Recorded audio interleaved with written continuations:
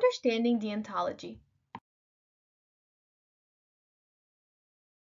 Background of deontology. Deontology was created by philosopher Immanuel Kant in the 18th century. Deontology comes from the Greek word dion, meaning duty or obligation. It focuses on the actions that are defined by right and wrong and not on the consequence of an action. For example, you are a doctor who has a patient that you just discovered they have stage 4 cancer. You also know that this patient has a very long history of heart disease. You know that if you tell the patient they have stage 4 cancer, that could potentially cause them to have a heart attack. People who support consequentialist ethics, they would say that you should not tell the patient because the consequences of the action could be bad. While deontology says that the action of lying to the patient and not telling them the truth is the bad and the wrong action to do, and that you should tell the patient of their diagnosis. The basics of deontology. Deontology tells us that we are morally required to do the right action and morally forbidden from doing wrong actions.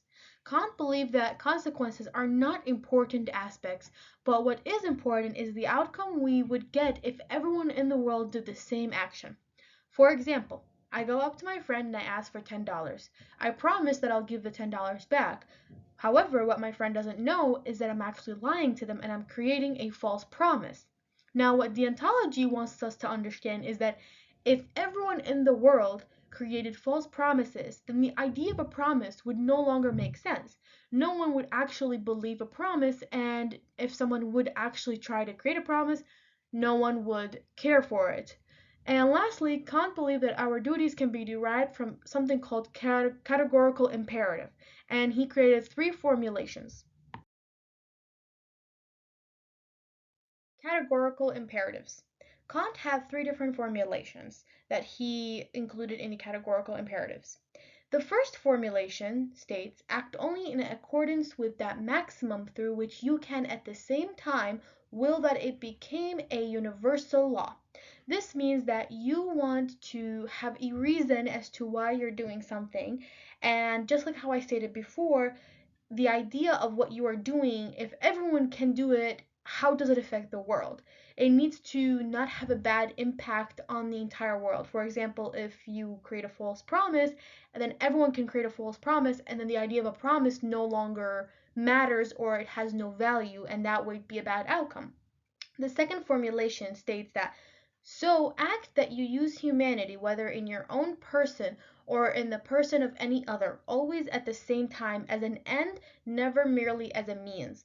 This means that you do not want to just use somebody. You want to respect somebody, you want to treat them with dignity, with humanity. You can still use them, as in, for example, you hire a plumber. You are using the plumber, but you do not want to disrespect them, you do not want to be rude to them. You want to be respectful and you want to treat them as an end, not just as a means to get something done. Last formulation states that act in accordance with the maximums of a member given universal laws for merely possible kingdom of ends.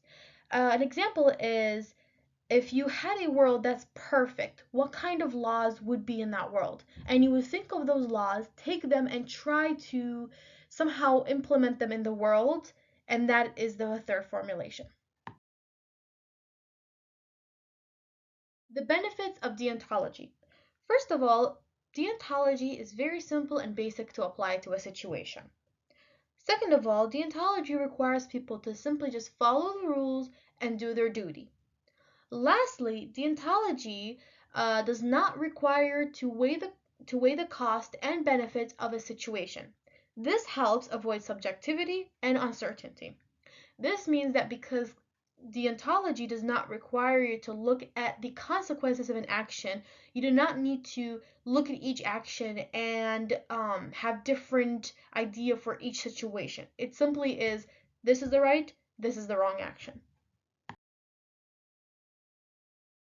The objection toward deontology is that absolute right, duties, and permissions can lead to consequences that would not be morally acceptable.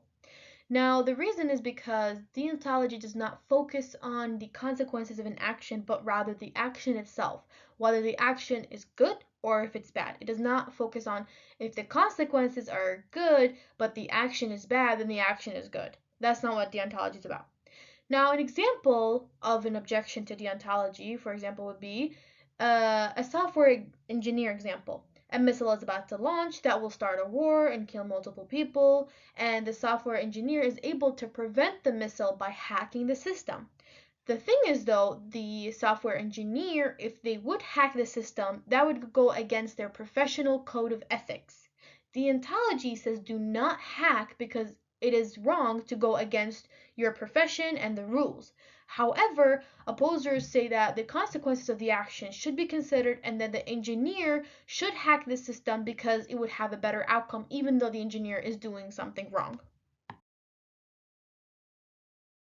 My reply to the objection is that, first of all, deontology doesn't always have to be used in every single situation. If something is that major, as in like a missile and a software engineer figuring out what to do, maybe deontology is not, but should be considered in that moment. However, deontology does definitely have its benefits. First of all, it emphasizes the intentions of an action, which creates credibility and integrity. If someone, for example, intended to do a bad action, but the consequences were good, it should not mean that the person who did the action is off the hook, for example. And second of all, deontology focuses on rights and duties to ensure that there is no violation of individual autonomy and human integrity.